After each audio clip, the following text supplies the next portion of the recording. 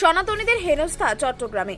শেখ হাসিনার পরবর্তী বাংলাদেশের প্রতিনিয়ত বেড়ে চলেছে হিন্দু নির্যাতন, হত্যা করার পাশাপাশি চলছে মন্দির ভাঙচুর, এমনকি এখনো জেলের হাওয়া খেতে হচ্ছে চিন্ময় প্রভুকে।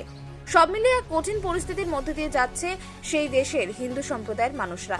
কোনোভাবেই অশান্তি থেকে রেহাই মিলছে না তাদের, বরং দিন দিন পরিস্থিতি আরো উগ্র ও কঠিন হয়ে উঠছে তাদের কাছে। এমন শোচনীয় পরিস্থিতিতে এবার চট্টগ্রাম থেকে উঠে এলো সনাতনীদের হেনস্থা করার অভিযোগ। এখানেই শেষ নয়, আরো অভিযোগ তোলা হয়েছে যে সনাতনী জাগরণ জোটে সাংবাদিক বৈঠক করতেও বাধা দেওয়া হয়েছে। আগে থেকে অনুমতি নেওয়া সত্ত্বেও শেষ মুহূর্তে কট্টরপন্থীদের হুমকির জেরে তা বাতিল করে দেওয়া হয় পুলিশের তরফ থেকে, এমনটাই বক্তব্য মঞ্চের সদস্যদের।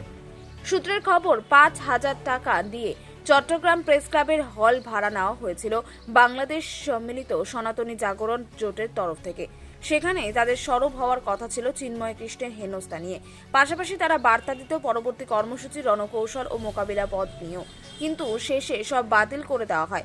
তাদের অভিযোগ, কট্টরপন্থীরা লাগাতার হুমকি দিচ্ছে এবং জানিয়েছে যে সাংবাদিক বৈঠক করলেই মিথ্যা মামলা দিয়ে গ্রেপ্তার করানো হবে।